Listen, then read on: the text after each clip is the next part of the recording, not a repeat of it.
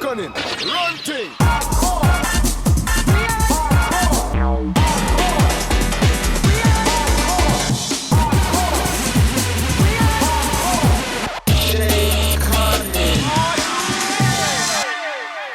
Right, welcome to the show. Well, this week's special guest DJ has been going strong for nearly 30 years. Having started his career in the early days of Acid House, he's enjoyed a phenomenal solo success, as well as in the rhythm section Rave Act. He's released genre-defining tracks that have helped shape and forge the scene as we know it now, played all over the world, from underground venues to main stages. It is with great pleasure to introduce the captain himself, Ellis Dee. How you doing? Yes, not bad. That was some intro, that was. It was indeed, mate. But there's a lot more that I could have said, to be perfectly frank, mate. It's quite a phenomenal career that you've had. But before we start getting into that, I do want to ask, first of all, Ellis Dee, how did you come up with the name? Because there's an obvious link there somewhere and a little bit of a play on the word. So what was the story behind the name? Well, I'll tell you something funny first that just happened to me the other night. This guy came up to me and he went, he goes, Ellis Dee. He said, I remember you from back when, you had to change your name from LSD to Ellis Dee because of, the authorities and everything like that. And I said, I've never heard that one before. He was under the impression that, first I called myself LSD, and then because, I think there's he thought there was kind of some kind of scream up about it that, drugs and all that. He goes, so it was smart what you did there with the E-double-L. I said, no, it wasn't that. I said, it was just that if you say it down the phone to someone, it sounds like LSD, the letters LSD. And so basically, and in the early days, people used to come up to me because some promoters put LSD on the flyers and some knew how to spell it correctly. And people used to come up to me all the time and say, which one are you? Are you LSD or are you Ellis? And I said, well, I'm both, really, to be honest. The amount of times I had to tell that story was, and it's obviously not got all round. So hopefully this now might put an end to all that. 28 years later, we can finally put a stamp on it. Well, I suppose that's kind of part of the culture then, and we'll kind of talk about this because it's obviously quite interesting nowadays, with DJs and promoting yourselves, the internet provides 99.9% of all of that, but obviously back that you didn't have it. So if you're talking to a promoter, they'd probably have to have your home phone number, or unless you had a kind of bleeper or were a kind of an early adopter of the mobile phones, the old bricks that had to have a suitcase for the batteries. So the name Ellis Dee then, what was the kind of origins of you calling yourself that? Originally it was used by Junior Vasquez, who, for those that don't know, is a pretty big American now house DJ. I mean, he's always been pretty big. But he used it, but he was Ellis, E-double-L-I-S, and then just the one letter D. So I thought, seeing that, at the time it was acid music that I was playing, that I would nick it and I would be Ellis D-double-E. From the UK. So really, I owe it to Junior Vasquez. I mean, luckily enough, he probably only used that name for about a year, something like that. And then he never recorded anything else under that name. Because it was quite typical back then that house DJs used, either their real name or it was actually a proper name.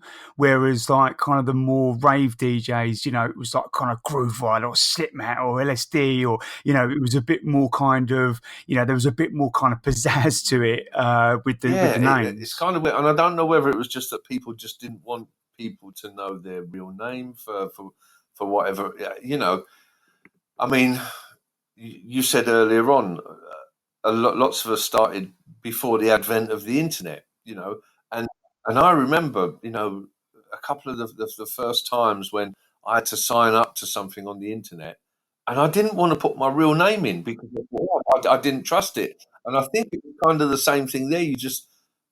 I'm not sure what the reason was, but there was just something that you thought, I don't want to let everyone know my real name. Roy Collins wouldn't have been very good I don't think as a rave DJ name, but you know, I just don't know. It just felt weird.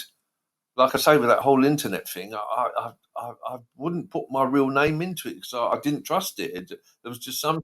It was like delving into the unknown, you know. Well, I suppose given the kind of excitement and what you were up against, there was the criminal justice bill and there were all kinds of like backlashes from the authorities in there.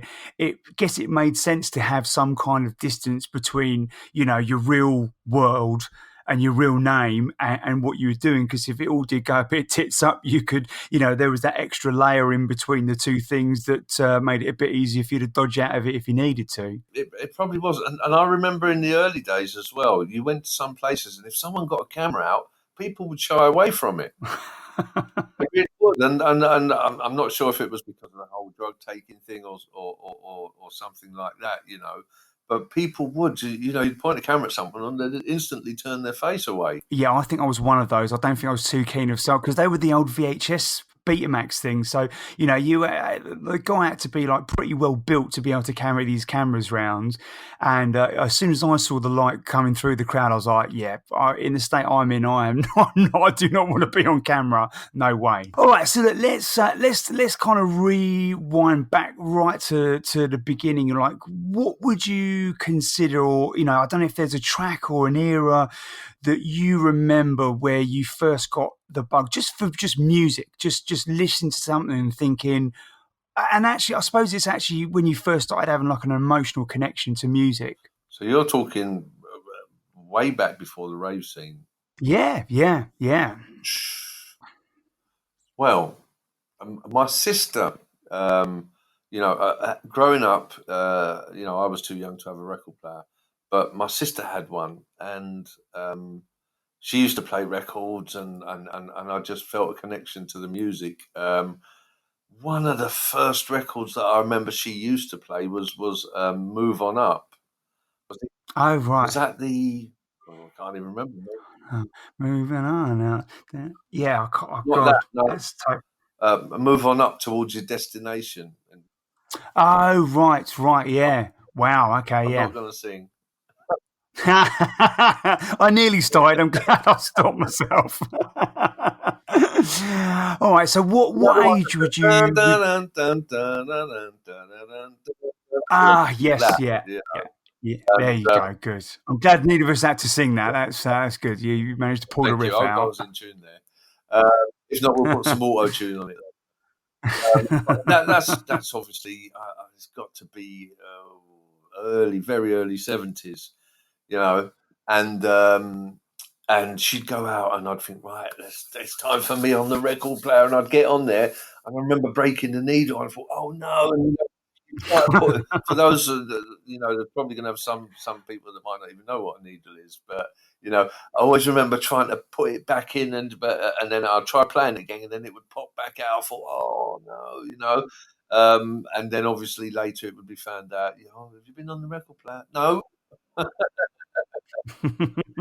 Wasn't me, Mum. Sorry. And then I think the second time I'd done it, it was like, listen, don't go near the record player anymore.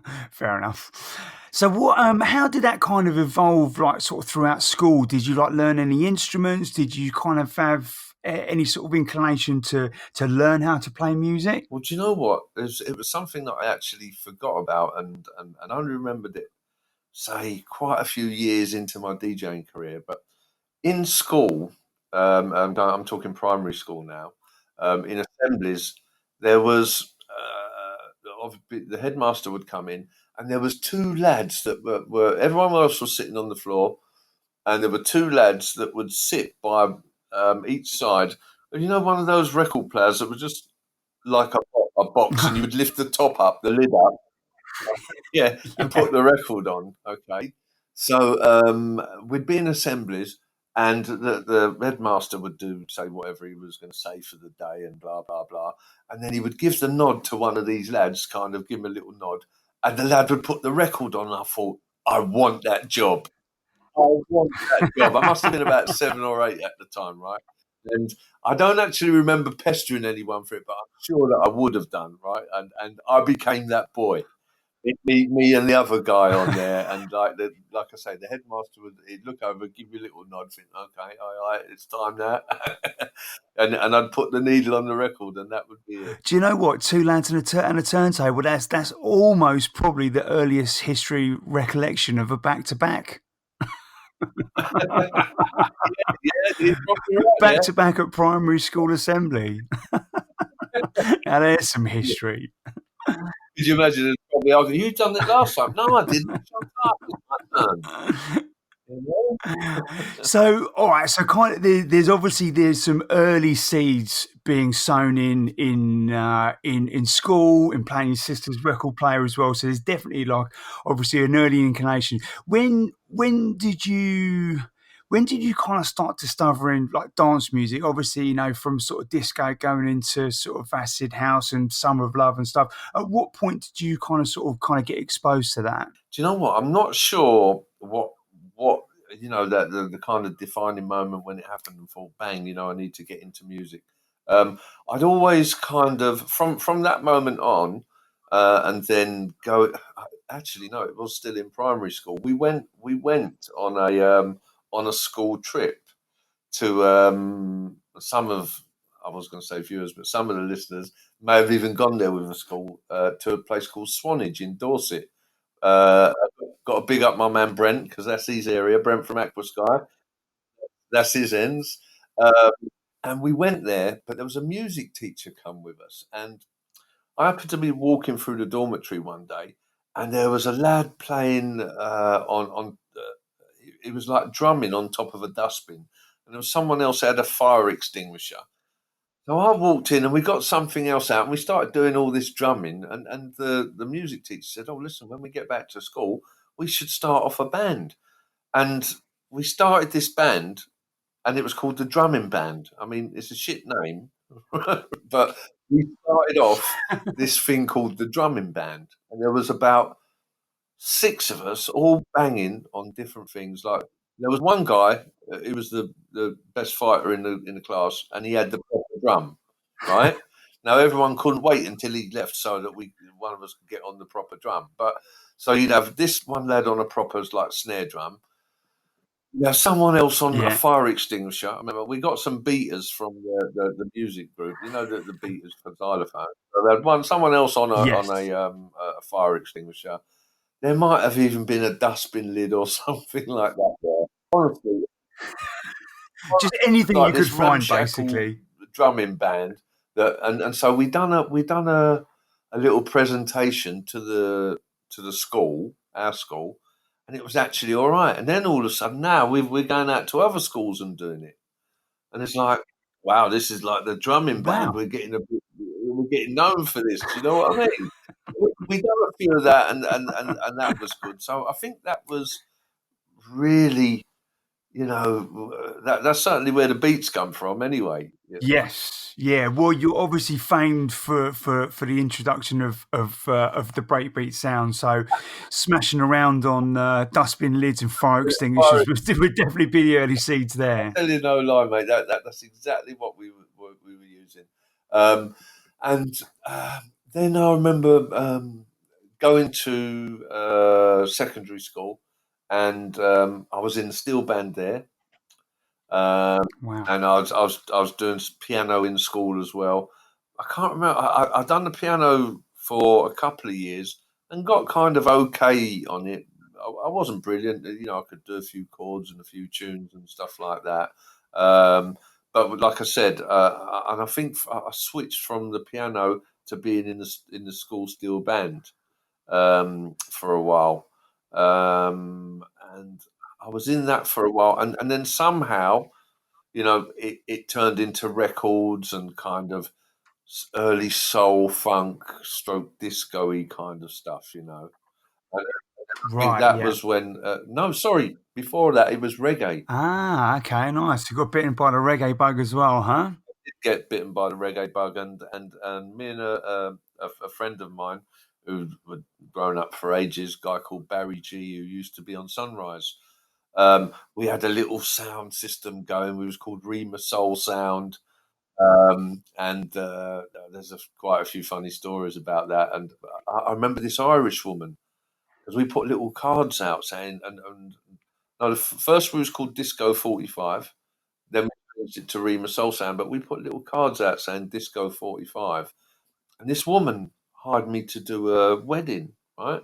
So I thought, okay, Wow. yeah. So me and Barry G, we've gone down there. But for a wedding, you need all types of music. We didn't have all types of music. We only had what we liked. This was an Irish woman's wedding, right? So we've set up and it's kind of going all right. We're playing the stuff we liked, all the disco stuff and soul stuff and all that. And then people kept coming over and they're going, have you got any Irish stuff? And I had this one record, right? And I don't even know what it was called. I don't know where it came from, but it had a little bit of Irish music at the front, right? So I thought, where's that record? So I dug it out and I put it on. They heard this little bit of Irish music, and you should have seen their faces. They're all lit up, right? But then it kind of changed into something that wasn't Irish, and that was it, mate. They wasn't happy, honestly. They really wasn't. And to be honest, we probably messed up the woman's wedding. Oh, bless her. Do you know what? I'm sure it's a funny story that they keep telling back now. It's gotta. We messed the wedding up because for a wedding you've got to have stuff for the nans, you've got to have stuff for the young kids, you've got to have stuff for the bride and groom, and yeah, it wasn't good, mate. It was one of those ones where I just couldn't wait to get out of the place, Yeah, I'll bet. So how old were you at this point? Probably about 14, 15. Oh wow. Okay, so you're getting pulled out to do people's weddings at 14. That's pretty impressive. Yeah. Mate, it was not a good place to be, I'm telling you, when they realised they wasn't getting any Irish music. Or just one little snippet of it anyway before it all went crashing downhill. It was about 10 seconds of Irish music. If you've had 2 copies, you could have looped them up. Bit of early Grandmaster Flash. There you go. All right, so this is great. This is obviously, you've got the sound system in this. So obviously, at this point, you're buying records. I'm kind of assuming, like most people, you're going down to Woolworths and getting the old kind of sort of 7 inches in there.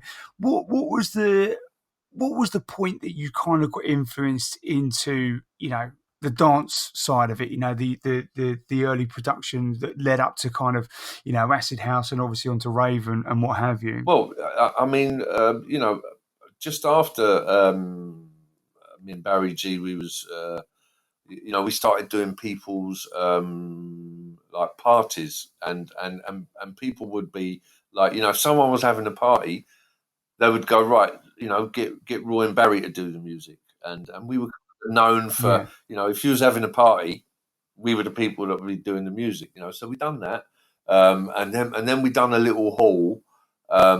And this went a bit disastrously wrong. What happened was, so we've set up in this hall, and there's a pretty big hall, probably for about 200 people, something like that. Anyway, when the hall's empty, we turned up the sound system. It sounded lovely. I'm down one end, I'm looking at Barry G, giving him the thumbs up and everything. To smash it tonight, right? Anyway, once people started coming into the hall, we realised we needed to turn it up. So I'm going, Barry, turn it up. I was turning it up, and now it started humming, right? We're talking old valve technology now. There's none of this digital stuff going on, right? So we're turning it up, but it's humming. So we've had to turn the bass down to kind of counteract the hum, right? But then people kept coming up, going, "Can you turn the bass up?" So, oh no. Yeah, You can never have one or the other, I'm afraid. Yeah.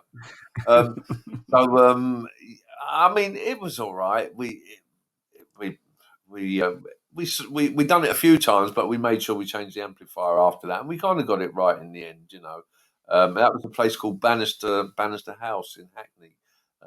But we done that, and the thing is, Roy, there's no rule book, is there? There's no one's, there's no, there were no resources like YouTube, whatever. The only way to kind of figure this stuff out was just to get out there and do it. Oh yeah, and if it didn't work, you figured out a way to change it, and you moved on. Yeah, well, we made up our own like twin turntable in those days. We basically cut out a box of wood. Okay, we got two separate turntables. But what we did, because this was even before anyone knew about crossfaders, so what we would do, we'd get an old amplifier, pull the back half of it off, so we had the front fascia with the volume knobs on it and everything like that. We would Yeah. lay the amplifier, put the amplifier obviously in the box underneath the decks, and then we sunk the kind of front of the amplifier into a slanted panel on the front, so it looked like a proper disco console, you know. Yeah. But then all we would do is, you'd have like your phono input, and you'd maybe have an aux input. So all we would Yeah. do is just like we'd be playing one record, and then when that come to an end, we'd turn the volume down, switch it to aux, which would then turn the other deck on, or input on from that deck, and then turn the volume back up. So it was like a fade out, but then an instant fade in with another record. Crafty. Look at So that. there was no actually crossfading going on, but it's just, it was a way of kind of playing records back to back with a minimal gap in the middle. And what year was this roughly? Oh, this has got to be, I'm gonna say around 82, something like that. Yeah. Oh wow. Wow. So that was, so that kind of thinking about not having a break in between the music and even going one step further to kind of create and adapt technology to give you that option was pretty forward thinking Well, for the time for sure. about it. They're probably. I'm sure I don't never remember seeing a crossfader, but there was definitely consoles that you could have two volumes up at one time. But we didn't have the money to buy that kind of stuff then. It was we were only kids, you know, Yeah. uh, Yeah. and so in those days if you didn't have something you had to make it. That's amazing. That really And it, is. it worked. It worked. Like I say, there was no crossfading going on, but it was a way of playing a record and then playing one straight after, and yeah, it worked for the time. I mean, I suppose these are all kind of radio edits, so they're not really designed. They're tunes made for radio, so they're not. They don't have like minute long intros to mix in. Anyway, that art of mixing was still yet to really kind of formulate properly. Within that kind of sort of music culture. So, being able to play one song after the other with minimal gaps, I'm sure people have been very happy about that. Yeah, yeah, no, it definitely worked. Yeah. Nice. So, what happened then next with you and Barry? Right. Okay. What happened with me and Barry? So we had that going for a few years. We'd done that. And then we kind of, I think I moved away and didn't see Barry very much and stuff like that. And then kind of, we're talking like 87 now, or sorry, 88. And then the whole world went mad when the rave scene kicked off. I was still into, I wasn't into reggae anymore. I'd kind of totally switched to, soul funk, and disco had kind of gone by then, but kind of dancey soul music like D Train and stuff like that. Um, that was what I was on then, and I remember hearing acid music on the radio and hated it. Hated. Oh, I couldn't believe that someone would make. I remember calling it shit. I was like, "What is this shit on the radio?" Right? Honestly, I couldn't believe it, Jay. I thought people were mad. They probably were. It was. I don't know what The it was. It was devil's just. music. I couldn't believe it. I thought, "What is this rubbish?" Honestly, So I'm now very intrigued yeah. to see how we've gone from Roy the what the hell is that shit to all right, yeah, I feel I can get involved in this. Did it? I'm going to take a wild stab. Did it involve you actually being at a night somewhere and experiencing it in its entirety? Yes. Right. So I'll tell you exactly what happened. Um, at the time, I was working as a motorcycle courier. Okay, down in London, EC1 area, and I used to deliver to this printers, and there were some guys there that I used to get on with, and they turned around and said, "Oh, have you heard any of this acid music?" I said, "Oh yeah, I've heard that shit." Right, and they went, "No, no, no, no. Have you not been out anywhere?" I said, "No, no, no, no. I'm not actually sure. I might have even not even been going out because back in those days, I think people went up to an age where there was out clubbing, and then they thought, oh, do you know what I mean? I'm a bit too old for this now. And that was the general thinking of stuff then, once you was getting up to about 24, 25, are people, and I'd had a family at the time, and and people think, right, I really need to pack all this in and kind of concentrate on family life, blah blah Yeah. blah. And I think that was a general consensus at the time. And so these guys goes, oh, you got to come out of us one night, and they told me about the whole ecstasy thing and everything like that, which I'd never experienced before. So went out with these guys, and we went to the sound shaft, which is part of heaven. So, yeah. So it's a little annex of the Heaven Club, and I said, "Listen, you've got to come down there." I think what used to be was Shoom in there for a little while. I can't remember now. Yes, yes, yes. I But remember it. Yeah. yeah, that was fitness centre where they started off, or something like that. But anyway, um, it it was there, and so we went there. I took one of these E's, and one of the first tunes for me that done it was a tune by Baby Ford called "Oochie Coochie," which is, as you know, is a heavy acid tune, and it was just like something went click.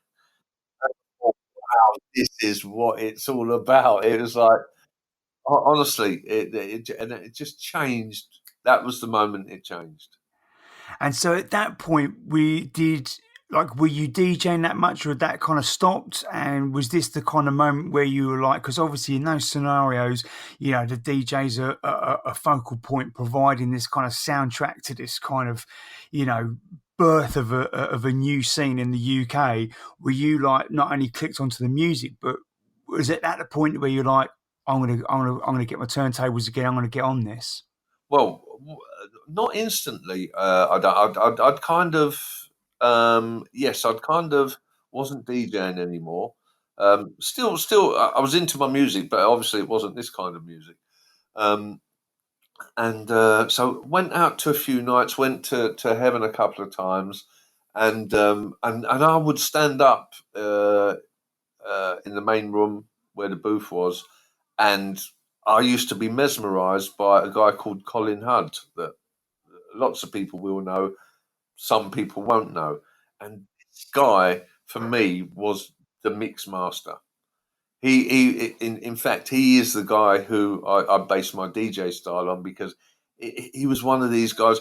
You had a lot of guys that would just do like a crossfade mix from one tune to the other and do the long mix kind of style, you know. But not Colin Hudd. He would like bring a record in, and then he would pull the fader over to, so he's cutting the record out and maybe just bringing in a little drum roll. And I thought, wow, this guy's the nuts, you know. I used to stand and watch Colin for ages. I really did.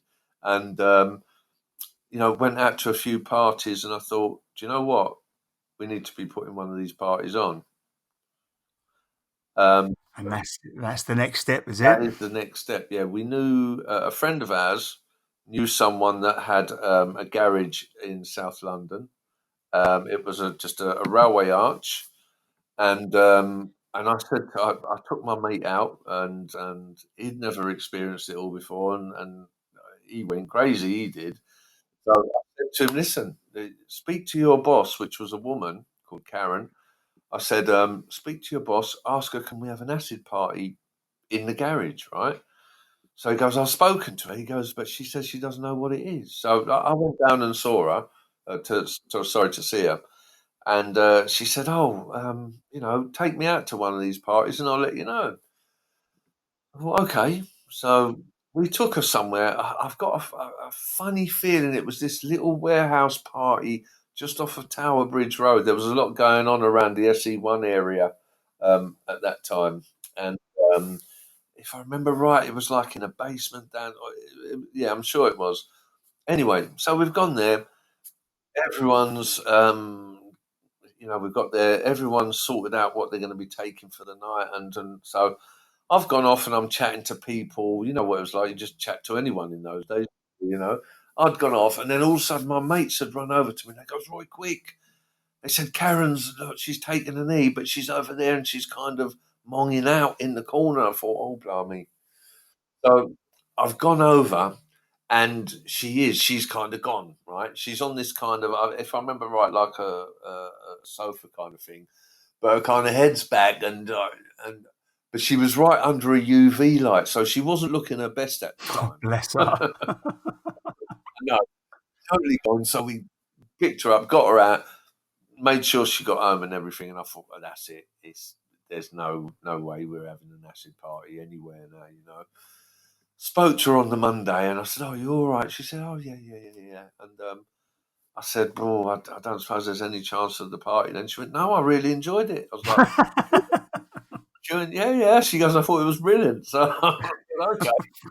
So, so we'd arranged to, and I must mention this guy because he was one of the partners at the time, a guy called Charlie Appley, and we've kind of had falling outs over the years because he says that I never mention him. So I'm gonna, just in case he ever hears this, I'm gonna give him a mention. His name's Charlie Appley. He was one of the co-founders of the Rave at the Cave, and never really gets any recognition for it. So there you go, Charlie. I've said it now. Big up yourself, Charlie. Big up yourself, Charlie. So, yeah, he was one of the partners along with the woman that owned the garage. So I made up some flyers, which you may have seen banded. I've seen them banded about the internet just lately, and Yes. I've done it. I've done it. Remember Letraset, where you'd put like a Yeah. tracing paper over another bit of paper and rub it with whatever. Yeah. Uh, Yeah. So I made them just on some fluorescent paper, and if you put it under a UV light, it looked pretty good. Um, so knocked up some flyers, put them in the record shop, and the first one we got done, we got about 800 people. No, sorry, Wow. 500, 500 people for the first one. Good going. Yeah, And and what year was this? Was it 89? Was this this was 88. 88? Yeah, and I'd never had any records prior to that, so I think we spent about 150 pound on records. Just buying all the latest acid tunes and everything like that. We hired a sound system, um, and I played the first night, and I think it was from 12 o'clock until about 7 in the morning, and I played all night, right? Wow. I know, right? With 100 or 150 pounds worth of records. And on that night, DJ Chalky White, my brother, right? Yeah. I didn't know him at that point. He came up and he was like, "Oh, mate, I'm a DJ. Any chance of getting it?" And I thought, I'm the DJ here, mate. Right? Nice try. Chance of a set. I was like, "No, mate, I'm the DJ here, right?" Anyway, come 7 o'clock that morning, and when I switched it off and sat down, because I'd been on my feet for like 7 hours, Yeah. and so when we put the next one on, we done one 2 weeks later, because we thought, the police would be expecting, right, they're going to do it next week. So I thought, we won't do it next week, we'll do it 2 weeks later, which we done. Smart. Luckily enough, Chalky White came back. He went, I said, "Here, mate, you got your records with you?" He went, "Yeah." I said, "You're on tonight." Yeah, I'm telling you, and then that is how mine and Chalky's friendship, stroke brothership, started. Some 30 years ago, and That's we've been great amazing. mates ever since. But yeah, I remember thinking, "Oh, I hope that black guy comes back." And as soon as I saw him, I said, "Yes, mate, you got your record. You're on." And and yeah, and that was the start of the Rave at the Cave. So how did this how long did the night go on for? How it wasn't on for that long. It was probably, I'm gonna say For some reason, I thought we had it going for 2 years, but we never. Obviously um, what everyone was taking had a bit of a catch up on time, but it was probably realistically 3 months, maybe something like that, until one night the doors came crashing in, and all we could hear was "Nobody move! This is a police raid." Yeah, I know. So that was it. They stormed in. They had the press with them because I think it was actually one of the first acid house raids for the Metropolitan Police. Wow, and they were definitely looking to make an example. So I suppose bringing the press and getting those nice sensationalist headlines in there is as acting as a deterrent for anyone else thinking about doing this kind of thing. Yeah, yeah. Well, because before that, the police would come along and they'd go, "Just listen, lads," because it was only in a small street in Elephant and Castle, right next to what's that place that's just closed down in Elephant and Castle? What, a club or pub type thing was it? Coronet. Oh, Coronet, It yes. was it was that little road to the left hand side of the Coronet as you look at it, which is called Elephant Road. And it was only a small road, and the police used to come and they'd go, "Listen, lads, do us a favour, just make sure that there's no cars blocking in case the fire engines have to get down and stuff like that." And we're like, "Oh, right, okay." Police seem to be pretty sweet about it because in those days the police weren't even sure whether they had the powers to stop the party or what. So but secretly, obviously, there was in while they kept coming past, they was scoping it out Yeah. and setting up a raid. One other thing that used to kind of was always surprise us, the fire brigade would always turn up, and we'd think, why do they keep turning up? Anyway, one night I was happened to be standing outside, and I saw it. I thought, that's why they keep turning up.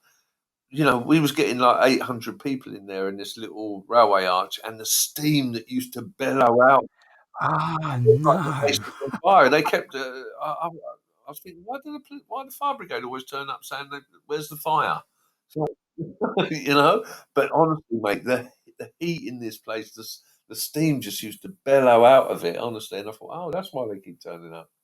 No smoke without fire, unless it's a Rave in the Cave party, by the sounds of it. Yeah. Wow. So is it? Have you called yourself LSD at this point? Is this set in stone? No, at that point, I didn't have a name, and so I'm thinking, what? I didn't want to rush into a name. I kept thinking of trying to think of names. One of the early ones, believe it or not, was Max Bass. Max Yeah, Bass. I know. Maximum bass. I suppose it's better than minimum bass, isn't it? Really. And I just thought, I don't know about this Max Bass name. I'd never actually used it. We never put it on a flyer or anything like that. And Jorky used to call me Roy Emmel, which I'm not going to say why. I'm sure some. I think we can. Yeah, I think most people probably guess why, but yeah. yeah. I go, and he used to say it on the microphone. He'd go, Roy Emmel. And I go, Jorky, stop calling me Roy Emmel, right? I'm going to call you MC Nitrate. Yeah. I'd go, and he'd go, why not? I goes, because, and I do remember, say I get famous one day as a DJ, and people are going to say to me, why have you called Roy Emmel? I said, it's a good name anyway. So he stopped calling me that. But I do remember playing that. There is a flyer about for when we done Rave at the Cave at the Limelight in Shaftesbury Avenue. And I had the name Ellis Dee then. And if I remember right, there's Ellis Dee and there's Roy Emmel on there as well. Double billing. Yeah. So we got double wages for that night. Around that time is where the Ellis Dee name was actually born. So at this point, what are you thinking? Are you thinking like I can really make something of this? I can see there's a scene kicking off. This party's going off everywhere. or are you kind of like, all right, this is still a little bit of fun at this stage, and I've got my day job, and I'll do this at the weekends. Well, if I remember rightly, no one expected it to last. I think most people thought it was going to last a year, maybe 2 years, something like that. Um, and I do remember giving up my job because people started once the Rave at the Cave got shut down. Other promoters were then started booking me to play at their parties and stuff like that, and I was actually earning, compared to wages, quite a bit of money. So I thought, Yeah. you know what, I don't need to work midweek now. So I gave that up. But I do remember my mate saying, "Well, it's all right now, but what are you going to do when it ends in a year's time?" You know, and and I thought, well, I'll deal with that when it comes. I don't think I went back to employment for about 13 years after that. Yeah, Wow. Okay. yeah, Because you do hear that, a lot of and again, I don't know if it's true or not, but you hear that some of the guys that were playing these great sets at Fantasia, but they were kind of plumbers Monday to Friday, or builders, or accountants, or whatever, and juggling those kind of sort of lifestyles together. So obviously the position you're in and how often you were playing, you were obviously able to facilitate that financially for as a full-time job for, well, obviously well over yeah, 10 yeah. years. It was great, and at first I wasn't producing any music, and I'm not sure what actual year that I probably would have hooked up with Rennie Pilgrim, Richard Thake, and Nick Scott, Nick Newton, as he's called. I'm gonna hazard a guess around late 89, 90, I reckon. Okay, so well, because obviously you guys were releasing, was the first release was in 91, right, for Rhythm Section? Okay, so then it was probably late 90 then that I hooked up with the guys. Just before we get on to the Rhythm Section stuff, because I'm definitely very interested in that, I'm curious to know, again, looking at how things are now, if someone wants to book X DJ, you've got a whole manner of different social platforms to message them on. There's going to be managers and agents and what have you, contact details all over the shop. How did that work back in, as this is kicking off in 88, 89? How did this work with you being in contact with promoters and getting the bookings? It would have just been giving someone your phone number on the back of a cigarette packet or a piece of paper in those days. And was there answering machines, or did you just have to be in for when the call came in? I know we never did. I mean, I remember definitely up to 92, we never even had an answering machine. So I don't know. It doesn't mean so they weren't invented then, but Yeah. Do you know what? I can't remember, to be quite honest, if I ever had an answering machine or whether it was just you'll have to wait until I'm back indoors. Some people listening to this now, they're going to think, "What was you in the Stone Age?" yeah. Well, relatively to now, it was a very different era. I mean, me personally, I remember, when you'd go out and organise with your mates, you phoned everyone up from home, and you memorised all your mates' home numbers. Of course. And you said, right, we're going to meet at 7 p.m. here. And that was it. That was just gospel then. Nothing changed. You had no opportunity to change it. And you had to memorise your mates' numbers, because if you're out on the street, Yeah. you had to get your 10p's out and you had to dial, whoever it was. Oi, it's 7:30. Where the fuck are you? Right. Yeah. No. And that how Stone Age does that sound compared to what we're used to today? Yeah. All right, so well, obviously the kind of DJing career that you had is starting to sort of parallel up with the production side. So how did you start kind of playing around with like a sort of an old Atari ST or something on your own, or did the introduction to production come through this relationship that had evolved with Rhythm Section? Yes. What happened? A mate of mine, Steve, he bought a flat off of Richie, who was MK13. Um, he he was doing some music along with Rennie, And he said to me, "Listen, these guys, they're doing. You know, I didn't have a clue how to make music. I always remember a funny story. I was playing at Heaven one night, and this was before I'd even met Rennie. I was playing at Heaven one night, and I'd come off the decks, and I heard this tune, and I thought, "Wow, what's that?" Went over to the decks. There was no tune on the deck, and I thought, "Where's that?" And I looked to the side of it, and there's this skinhead guy bashing shit out of a keyboard. Right? Turned out to be a Damski, and No. he wasn't known. I don't think he'd actually had the name of Damski then, right? So after Heaven had shut, it was straight onto a boat party. So we went onto the boat party, and Groove was playing, I was playing, Adamski was playing. But while Adamski was playing, I said to him, "Listen, shall I mix in some acapellas?" So he was doing his thing on the keyboard. He didn't have any vocals on there. It was one of it. I can't. You know what? I can't remember the names of his tunes, but the tune that I'd originally heard that he was playing was one of the big ones that he'd done. It was NRG was definitely one of the early big ones, wasn't it? Obviously, Killer with Steel. Yes, that was it, and that was the tune I heard. Um, so I'm mixing acapellas in over his tune on the boat, and it sounded really well.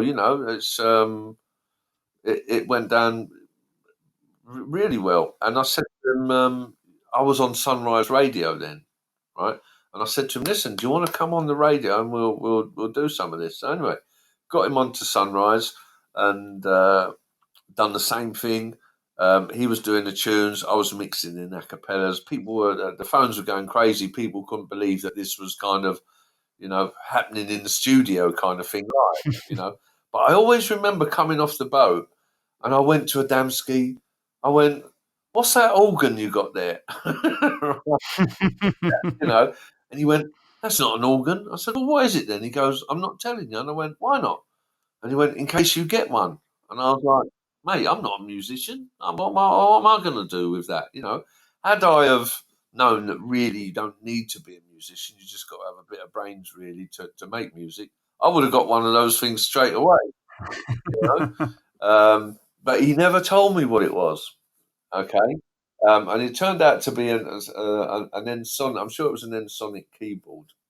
Um, but when I eventually did hook up with Rennie and Richie, I went down and saw them, and the kind of stuff they was doing, it was genreless. I'm not sure what it was. I tend to call it Bon Tempi music. You remember the old Bon Tempi organ? Oh right, Put, yeah, yeah. put a bit of marimba in there and stuff like that. But I said to him, I goes, "Listen, this is not wouldn't be any good for the places I play." I said, "What you need is a sampler." So these guys weren't going out to kind of raves at the time. They were just kind of just Oh, guys interested in making a bit of music. yeah, yeah. I mean, Rennie's, he'd been a saxophonist for years. Richie, he'd been a guitar player. So that's where I think he used to play with the Doobie Brothers or something like that. Wow. Yeah, oh, there we go. um, and so then progressed to kind of doing MIDI music kind of stuff. But it was just I don't know. I'm not even sure if they knew where they was aiming it at. Yeah. But I said you need a sampler, and they said, "Oh, we know someone who's got a sampler," which was Nick Newton. So we got him in, and I didn't know how to make any music. I said, "Right, this is what we need to sample. Boom, put that in." I said, "We kind of need a reggae bass line, and we came out with our first track, which was check out the bass." Yeah. Uh, Wow. yeah, and so we sampled up an Amen loop. Probably Rennie might have played the bass line and stuff like that. This is kind of all while I'm still watching on, but telling them what we need because they didn't have a clue. They'd never been to a rave in their life before. But you know what? I mean, this is actually, I mean, this is probably one of the earliest kind of partnerships that I've heard that like that. You know, you look at, someone like people like the Plumps or Stantons or Freestylers. You know, you've always got one of them. Why the partnerships have lost is so long and so well because one of them is a really good engineer, creatively as well, but just knows the gear and inside out. And the other one tends to have the finger on the pulse. They'll be doing the gigs, they're out there, they're feeling, that kind of temperature and the vibe of what's going on. And they're able to bring that kind of inspiration back to the studio. And you get that partnership right. I mean, all the stuff that you've released as Rhythm Section obviously speaks for itself and how you had got that right. So, you can see how this partnership was going to work from the very beginning. Yeah. Well, the what I always the way I like to think about it, we all kind of liked a different style of music. Richie T was more techno-y. Rennie was he was kind of musical, but he still had a bit of a tough edge on it. Rennie Yeah. and Nick Newton, he was always your more dreamy kind of type. Kind of, he's like your nice big lush pad chords man. Pads man. Like I say, Richie T. He was almost he was like more of a techno-ish kind of sound in and I think the four elements of us together. Um, it just worked. It worked, and what we would do with those early EPs that we used to do, each of us used to take a lead on each one of the tunes. You know, Right. Okay. Yeah. they would all have a little bit of a different edge to them, and the partnership just worked really. And four of us, not just a duo, but four people having to agree. And we never really had any arguments as far as music was concerned or anything like that. It just we done it and it worked. I mean, the testament to that is the fact that you guys did 4-track EPs. So it wasn't just like a single, one or two tracks. There were 4 strong tracks on Yeah, each one. So the fact, because it always amazed me that, people, the time and energy and effort it took, back in those days to put a track together and what you had to do just to sample, 8 seconds of music or whatever the limitations of the old Akai samplers were. But to be able to, put 4 of them together and produce, some crazy strong EPs, yeah. it obviously was a formula that worked really well for you guys. Well, you're right in what you're saying. I mean, my first sampler. Um, uh, Sorry, that sampler that Nick Newton brought over was called an Ensoniq EPS, and it was a keyboard sampler. So basically, it's just a keyboard that's got a sampler built into it. It had a sequencer in it as well that you could sequence stuff. But what we used to do, we'd hook it up to an Atari, and we was using a program called Notator at the time, Right. which is kind of weird because you just make up a pattern and it's pattern. You just call it pattern one, and then you would copy that pattern, which was now pattern two, but you'd add something to it, and then you'd keep going like that. So you'd never see, like how today you can see what's happening on the screen. Really, all we could see was a load of numbers, and we'd think, right, after pattern three, we want to go back to pattern one that just had the drum and the hi hat in, and then we'd come back in with the bass. It wasn't the best program in the world to use, to be quite honest, but and I remember, going down to Rennie's when he first bought his Atari, because we used to do it on a little sequencer at first, and I thought I can handle that. And then going into Rennie's and seeing this Atari there, and I thought, that's it, I might as well give up now. I've never even seen a computer before. I mean, again, there's a lot of stuff that people listen to and go, well, I'm sorry, what, you didn't even have computers then? I mean, no, you didn't. They were Yeah, all, they're all kind of DOS based. There wasn't even any color in them. It was just basically black and green. That no, was that's it, right. or grey. Yeah. When people ask me what we used to use when we first used to make music, I say to them hammers and chisels. But do you know what? This kind of, I've got a lot of respect for people that made music back then, especially stuff that was kind of really relatively really polished for considering the studios and the technology that people had. And I've got that same, enthusiasm and respect for the DJs because, you looking back then, you not, even if you took away the art of mastering, mixing two moving records together, which, had their own, wobbles and wavers within them to keep the tempos matched. But the mixer was very basic. I mean, we didn't even have, there wasn't even EQ, let alone filters and all these additional effects. Forget about all kind of sync and waveforms and cue points and all that stuff. I still listen to a lot of mixes from sort of 91 to 94, and it just still, I've actually got goosebumps. It actually still blows me away, the skills, you 100% definitely included within that, of what people were able to do with just two records and a pretty standard 2-channel, very basic, relatively mixer. Yeah. You made the best out of what you had. Oh, because there was no other choice. well. When you consider, the I think I'm right in saying, but I don't know if the actual Technics deck originally was designed to mix records. I might be wrong. Yeah, you're right. Yeah, no, you're right. It was essentially designed for audio enthusiasts, Right. in the 70s, and it just kind of got picked up by clubs because it was 11, 12 kilos. It was rock sturdy, Yeah. and that's basically where it stayed for the next 30, Yeah. 40 years.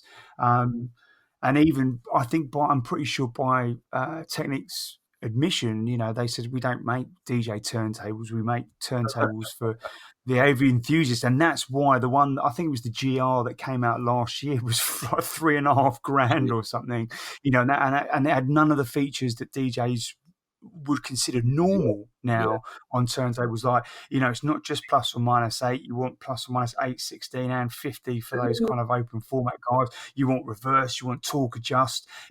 Some of the new ones now have got built-in Serato control. There's a lot more functionality with the turntables, but they seem to be kind of coming back in there. The Mark 7 has just landed, which seems to be it's still pretty pricey. I think it's about 1,200 quid per turntable, which is like, I remember my first, and I've still got them. I've got the Mark II's 1210s, which What were they? 250 quid. They were.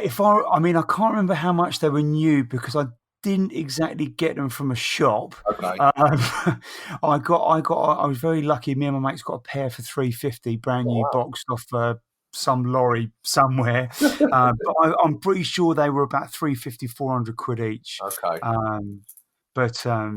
But yeah, they've clearly stood the test of time for sure. In fact, I got mine serviced a few weeks ago, so that was the first time in 24 years they'd been serviced, and they still turn them on, they do what they do, turn them off, job done. Yeah, that's it. And what I was going to say is not originally being invented for DJs to mix on. So when Cool Herc and the guys and Grandmaster Flash kind of happened upon look, we can mix two of these records together and get them in time. I mean, what a concept, Yeah. Just great. And I mean, I'm presuming it happened by accident, probably at first, maybe. I could be wrong again there, but you know what? I think there are various stories. I say stories. There are various historical accounts of who was the first DJ mixing. I'm sure there's obviously one person that did it, but I'm sure I've seen something from even back to the 70s with disco DJs. Obviously that was the high energy kind of club, feel good music at the time, and ensuring that it wasn't about a band playing one song, taking a clap and a bow, and then you play another song. I even remember reading actually apparently it's probably not great to mention his name, but Jimmy Savile was apparently one of the first DJs that actually asked for a second turntable when he was doing his nights. Okay. He said, I don't want people to stop dancing. I'm fed up of just taking the record off and everyone clapping and me have to find the next record and put it on. He said, I just want to just get on and just play the next one. Yeah. But yeah, as far as actual mixing, there's got to be some roots somewhere in the disco side of things, for Yeah, sure. probably. But for me, you look at the house, acid house, and rave scene. That was when DJing started to become an art form. It went from blending records together to keep the dance floor flowing to now this is starting to become a skill, like Yeah. a real. You're creating a new sound from two sounds. You're creating a third sound out of two records. Yeah. And and that's I mentioned Colin Hudd. I mean, that would be his style. He's not just mixing two records together. He would play one, and then it might just be a drum roll, and all of a sudden it would come across, boom, or he'd play like maybe a bar of one record, and then quickly slip over to another record. So it's bang, bang, bang, but it was all in time and it worked. And you never. You knew the two records, but you never heard them mixed like that before. Well, that was the key. I mean, the irony is, I'm hearing you saying this about Colin, and in my head, I'm going, "That's exactly how I felt listening to you." I love the way Ellis Dee would chop stuff in and just bring it in, and then doing the drop in there and getting those two beats just rough riding together. For me, yourself, Ratty, Slipmatt, and Randall were my four huge inspirations for mixing style, and I probably took more from you than I did from others. So it's Thank you very oh, much, mate, Jay. no, the thanks are all from my side. So it's great to hear. Well, you know where it came from now. Then we've all got Colin to thank. Yeah, well, do you know what? One of the first things I'm going to do after we finish recording this is I'm going to go and look up Colin Hudd and see if I can find some mixes for sure. Oh, I'm telling you, mate. He all the guys could mix back then. Um, uh, because I became a resident as well on a Thursday night upstairs in heaven, and Yeah, the kind of DJs that we used to look up to then were Trevor Fung, Colin Hudd, Colin Favor. Who else was Evil Eddie Richards used to be there, and Paul Oakenfold, obviously. But yeah. but really, it was Colin Hudd's mixing style that really that caught me and hooked me in. That's a great story. It really is. So, all right. So let's. So we've kind of got into the sort of rhythm section. So we're moving kind of a little bit into 91. So for you, like probably the biggest change in the music is the introduction of breakbeats, the music speeding up, it's moving further away from house and becoming its rave or hardcore as everyone called it back then. I'm still trying to bring the word hardcore back. Everyone calls it old school now, and no, I called it fucking hardcore back then. It's still hardcore. So how what were your kind of thoughts on this kind of how this was all starting to kind of shape up, and I'd be interested to sort of know, who were some of the kind of sort of labels and artists that you were kind of really keen on for the style that they were putting out. Okay. I mean, I like the breakbeat sound. For a while, that was basically, people would say to me, "What do you play?" And I said, "Oh, I play breakbeat." And I like that kind of style. You know what? I'm terrible at remembering names, because what you've got to remember is a lot of the times, a lot of us DJs, and you would know yourself from being a DJ, when people used to send records out. My postman used to have a bag full of records, and I'm talking every day from me.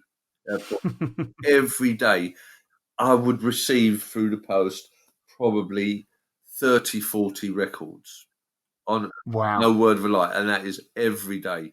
Um, Lots of it were because record companies were just getting hold of your name from everywhere, and there would be loads of records that I would never play in a million years, but then there was loads of other stuff that I'd think, oh yes, this was brilliant, you know. Reinforced was a good one. I'm terrible at the name. You know, I know them, but just trying to recall them. Well, I mean, it's kind of funny. I had, and I don't mean any offence by this, but I had actually quite a dyslexic approach to records. You know, I'd buy records and I'd listen to them in the record shop and think, yeah, love that. I'd get home and it was really quite an instant, just like, I like that. And it was like, right, that's the one with the yellow and black Yeah, radiation. right. Yeah, that's the one with the blue stripe down the side. That's the one with nothing on it. And that was it. That's how, you know, I know some DJs were like, you know, oh yeah, I'd read the innards and I'd read who it was. You know, it was like an early version of Discogs. I mean, now I'm addicted to Discogs like nobody's business, because linking all the who made what, and as you know, like, you know, finding out that, you know, Rob Playford basically was practically every artist on Moving Shadow for like the first 12 months, and a lot of artists, you know, did that, but I didn't really care about that. It was like, yeah, the blue one, red one, that stripy one, I want a star on it. Yep, that'll do. Well, see, I was the complete opposite with all the old soul and funk records. Now, then I could more or less tell you what the catalogue numbers were. I could tell you who the backing singers were, and stuff like that for that old stuff, you know. And there probably wasn't a tune out that you know I didn't know about. But like you say, with the new genre of stuff, it was, oh, you know, the one with in the blue record cover with the stripe on and stuff like that. Obviously, you got to know the names after and stuff like that. But people would come up to me, and like I say, a lot of the times we would have white labels come through, you know, and I'd know it was a great tune. You know, maybe if it was something like Anthem by Enjoy, and you know, I remember being on Sunrise, and we were one of the first stations to get hold of that. And you know, playing it, people think, God, what's this record? You know, and then you'd be out, and people would go, oh, have you got Anthem? And you know, I'd go, what? I don't think I've got it. And they'd go, what? You haven't got it? And then I'd play it 2 minutes later, and they'd come up and go, oh, you didn't have it. Oh no, I call this "I'm in love with you." That's what I call it. You know. Do you know? I remember me and my mates used to do the same when we Criminal Minds Baptized by Dove, and we used to phone up the Pirates. You know, it was Weekend Rush or Cool Defection, whatever one it was calling up and saying, "Oh yeah, have you got that tune? Go with the flow." We're talking about, you know, that tune, you know, go with the flow. Can't beat the system, go and flow. Go with the flow, idiot. Yeah, and then literally a minute later, he's played it. Yeah, sending this one out to Bob and Kevin from you know Braintree. It's like, hold on a minute, we just called up and asked for that one. Yeah, what's going on here? Phone him back up. I mean, I suppose, you know, with the nature of the, you know, sampling was very heavy. You know, that was the real. That was when sampling really started taking effect, especially in that kind of scene of music. You know, it always amazed me what people did with these samples, you know, and on the extreme ends, you look at someone like kind of Liam Howlett, and you never really appreciated what this guy's talent was, because you just heard the tunes and they were great, and you know, you might have recognised an old reggae sample or an old hip hop lyric or whatever it was. But there was a guy who released this mixed tape called What Sample Lurk, so a play on, you know, the first release, and he played all the originals from that Liam had sampled. Like, he didn't really mix them; it was just a compilation. And you listen back to him and you go, "Hold on, I thought that part of the song that Prodigy did was all one song. He's actually taken it from 3 different songs and just made it sound like one sort of succinct kind of half sentence that is really catchy." I mean, it was just phenomenal. So I suppose, from that perspective, you know, putting out white labels was pretty essential, you know, to, again, going back to that kind of not using your real name, you know, you wouldn't leave your address on a track that you'd very heavily sampled. Well, I'll tell you a funny story about that.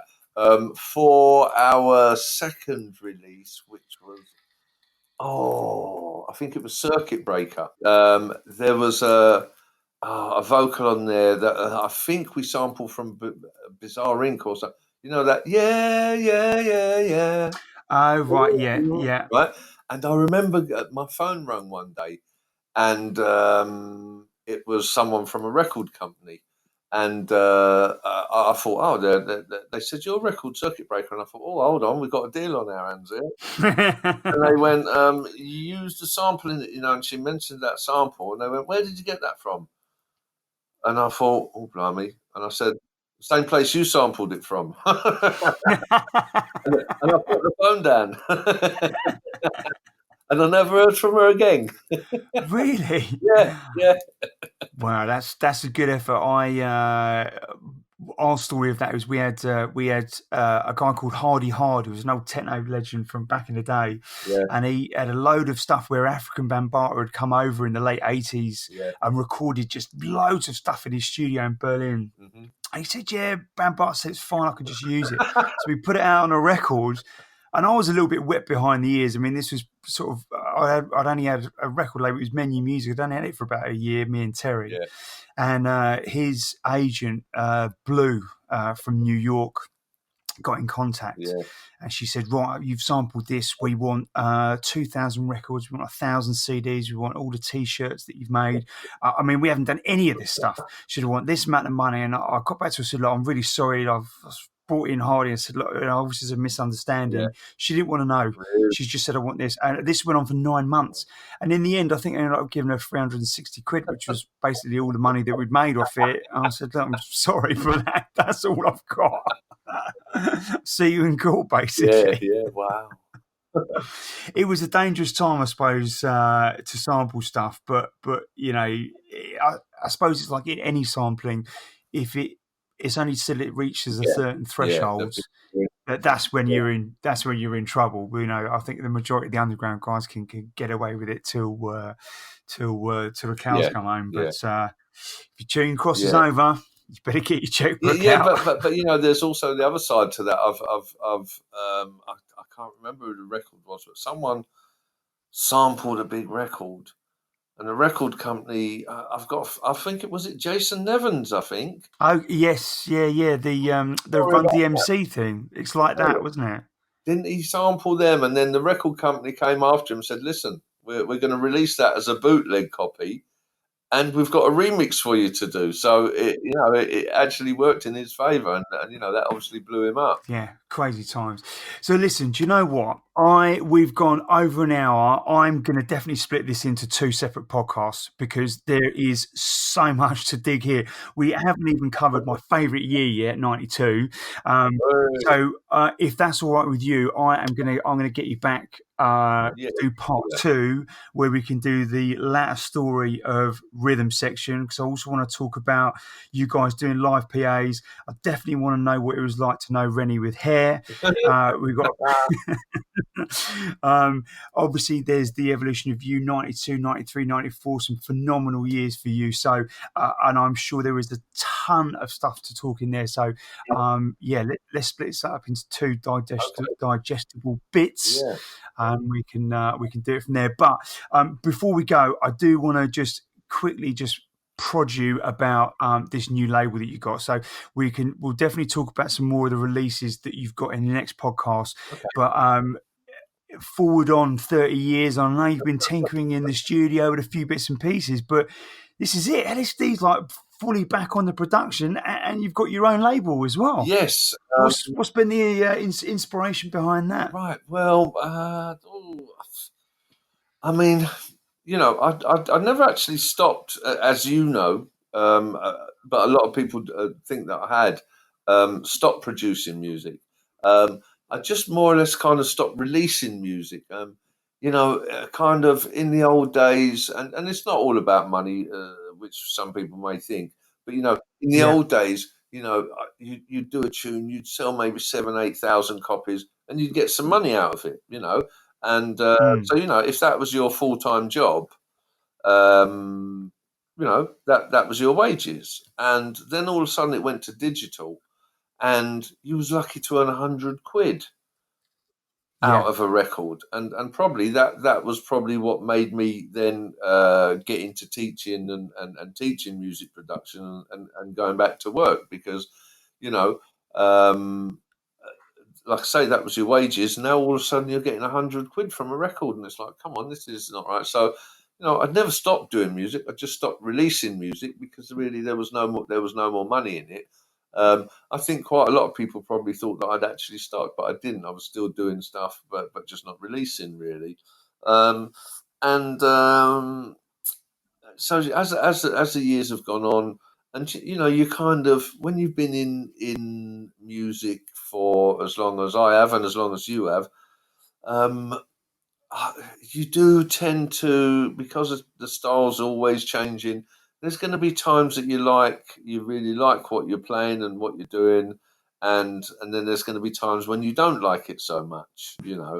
Um, Yeah. but just recently, I've always liked the liquid side of drum and bass, and I've tinkered with that, and stuff. Um, and so, and as well as now, a lot of this, like like the jungle cake stuff kind of thing. I've always liked Yes. that kind of stuff, and because of my love for reggae as well. Um, that's kind of what's prompted me. I thought, do you know what? I like this style. It's kind of me, and I just thought, do you know what?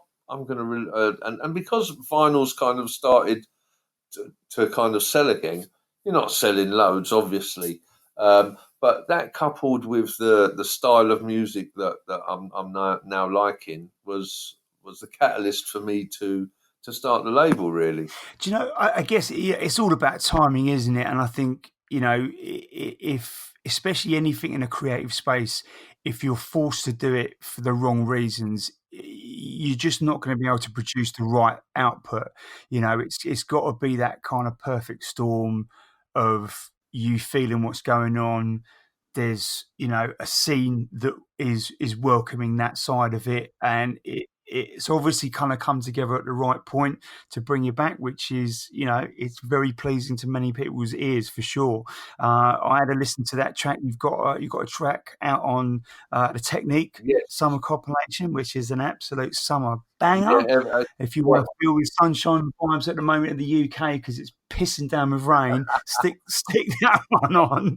Well, it's had a great response, that tune. I mean, I must admit, it came together really quickly. It was one of those ones that I was just putting bits in. It was like bang, bang, bang, bang. Play the bass line in, bang, it went in. Um, and I had the music, and I needed a vocal, and I got a vocal for it. Bang, that went straight in, and then I needed one last piece for it. I knew I wanted a trumpet sound in it. So I was searching all the different trumpets. I had nothing went, and then I got one, and I put it in, and I played a couple of notes, and they're the notes that you'll hear on that track. There's probably three or four. All it is four notes, but it just works so well. And I remember playing it, and I was dancing around the studio, and I just thought, you know what, this is good, and because it all come together really quickly. You didn't get bored of it, and you were still in, because I'm sure you know yourself. If you listen to a tune for too long, sometimes you can spend weeks on a tune, and when you do spend that Yeah, long on it, yeah, at the end of 2 weeks, you're thinking, "Is this good anymore?" I don't even know.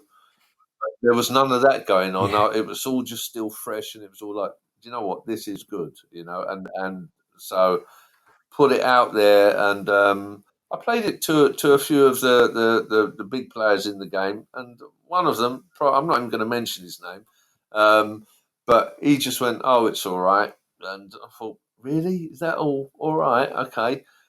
Sent someone else. They didn't get back to me, which is fair enough.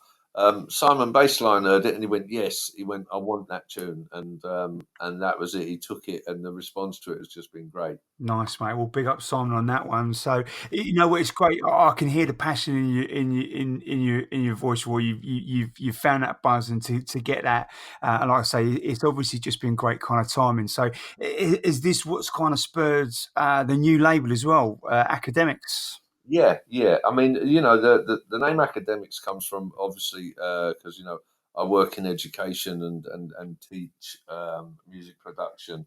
So, and it was a name that I had a while ago, and I thought, you know what, I love that name. for the new label. And so that's what it is. It's it's jungle, drum and bass, and liquid. There won't be anything else on there apart from that. I'm not kind of jumping on any other bandwagon and trying to do something that I haven't done before. So I mean, I got someone put a text on underneath that. The new tune that I've done, and they went, "Oh, is liquid your new genre now? Is it? And have you still got your Akai sampler?" And I just put a message back. Well, no, it's not a new genre. I was doing kind of liquid probably 20 years ago. Yeah. Just never released it, and I've never owned an Akai sampler. I actually remember. I still bug you about that liquid drum and bass tune you sent me. It was probably 3-4 years ago. Yeah, With that drop, I've never heard a drop like it. Just that real like kind of intricate drum programming in that sort of kind of jazzy type kind of lick in it. I hope you can find the yeah. parts for that, mate, because that needs to see the light of day for sure. Is it the "Can't Give You Up" track? That's the one. That was Yes. actually done about 10 years ago. That was. Oh, was it? Yeah, maybe even longer than that, to be quite honest. But what had happened with that, I'd done the track, and it was just it wasn't mastered or anything like that. I exported it out onto an MP3, and then my computer blue screened, and I lost everything, and all I had left of that track was the MP3, and so it never had a proper mix. So that version, it is up on SoundCloud. Uh, Yeah. that original version, but that is, like I say, it's probably older than 10 years, and it's just an MP3 version. It's not even a proper mix down. So Still a banging tune. I actually like that. That again was another one that just kind of went bang, bang, bang, and all happened in a day or two, and everything went in, and it all felt right. But just the mix down was never good enough to release or play out on a dub plate or anything like that. But there was it is a bit of a journey tune. It starts off and it does take you on a journey, and there was some heavy editing going in on that, and Yeah. that's what you're talking about. Yes. Yeah. You can definitely hear that in there for sure. Well, you never know. You may end up building it from scratch again. I know that whenever anyone says that, they go, "Nope, that is absolutely impossible." If you try and build it, well, you'll never capture that vibe, and especially for something that took 2 days to put together, you could probably spend about 3 months trying to put it back together, and it still won't be as it was. Well, the good thing about that, I actually found a backup disc that I've got the song disc for it, so it comes up, but all it is some of the samples are missing. It could be recreated. It could be done. We'll see. Well, I'll tell you what, let's get everyone over to SoundCloud, have a listen to it, and give a little like and comment if you think it's if worthwhile. We can convince Ellis Dee to go back in and pull those parts back out. So yeah, so that's "Can't Give You Up."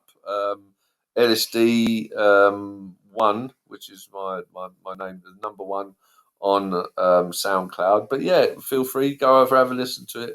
"Can't Give You Up," and let's see what you think. Nice. I'm going to stick all these links in the show notes as well. And also, where can we find Academics, the label? Where is it? So Academics, you can find it on www.academicsrecords.co.uk. But Academics is spelled ACADEMIX. Nice, good work. And so we'll link in that, and there's a free tune for you to download there as well. There is a free download, yeah. And the other thing I want to link to as well, and also want to make sure that everyone is aware of as well, there is a Ellis Dee Kickstarter, which is funded by, actually started by Brent from Aquasky, who's got this phenomenal project called Vinyl Fanatics, and that's Fanatics with a K, who's putting out some amazing music from back in the day, getting it remastered, re-releasing it, getting it from that. Some guys are rebuilding them from scratch. I mean, this particular Kickstarter, I mean, there's just so much going on here. It's unbelievable. There's like artwork, there's a 7-inch, there's a signed copy of it. I think it's white vinyl that comes with it. It's in a box set. It's numbered. I mean, like this is like if you're an Ellis Dee fan, this is like a collector's dream. Yeah. There are some left, but you do need to be quick on this one. So if you just basically just search for Ellis Dee Kickstarter, you will find it. I'll give a link in there. But Roy, I'd love to hear just a little bit about how that all kind of came together, and with the tunes and with Brent. Yeah, I mean, I've known Brent for quite a few years from the breakbeat scene, as you probably know. And he contacted me a little while ago and saying, look, I'm starting up this label, Vinyl Fanatics, which is going to be releasing some old stuff of artists, and would I be interested? I said, yeah, of course I would. So he's done a few tracks of mine, the Ellis Dee projects. The recent one you're talking about, where everything's in it, is Dance Factor. But what I've done and that was the Ellis Dee project part 2. I've actually done a remix of it in a kind of 92 style on the other side. But that was, I got that back in, I put it back into the computer, put some tougher beats over it and replayed the bass. So hopefully that will sound better than the original Dance Factor that was done. And like you say, Brent's put everything in there. There's a T-shirt, there's stickers, there's a signed photograph. I'm surprised he hasn't got me to stick a lock of my hair in there as well. Which would probably not be a good idea because I haven't got much of it left now. But I want to keep hold of everything I've got. But he comes up with all these ideas, and they are all good. Sometimes I have to reel him back in and say, "Oh, easy, Brent," But he's a great guy to work with. He's got a crazy sense of humour like me, so we just get on really well. And he's like yourself, Jay. He's just one of these hard-working guys in the industry that just get things done, And it's a pleasure to work with him. Yeah, and I've got to say, I've got, and for full disclaimer, I've bought these. He hasn't given these for free, so I'm not saying this for a favour. I've bought all of these, but the ones I've got so far, I've got thousands of records, and I've never received a record with the kind of quality, like the sleeve. I keep talking about the sleeve because it's like a full crazy card. Like it just feels like it's like a cover of a book. It's like proper 180 grand. Like he's gone to town. Like he's gone to town for a full quality experience on this. So hats off to you, Brent. You've done a sterling job, mate, and I'm very excited to see how it's all going on. So there's the Ellis Dee Kickstarter Dance Factor with the new 92 style 2.5 remix on the flip, on white vinyl, a whole host of goodies. I'm just looking at the Kickstarter page now. There's a handful of, there's 3 different options in there. There's a handful of each on there. So check the link out in the notes and get on that, because that'll be definitely something to add to your collection for sure. Roy, I can't believe we've done an hour and a half and we've barely scratched 91. This is amazing. This is a great background into it, and I always say this, and personally I have a massive interest in all of these stories, and I know that a lot of people do as well. For me, kind of growing up with this music, it wasn't even in Mix Mag or DJ Mag or whatever, or Mix Mag Music and DJ Mag. It wasn't even covered in these magazines, so you didn't even hear about what was going on, let alone even know what the DJs look like, let alone even understand, what they were all about. I mean, I remember speaking to you, which we will cover in the next podcast. I did have no idea you guys played abroad.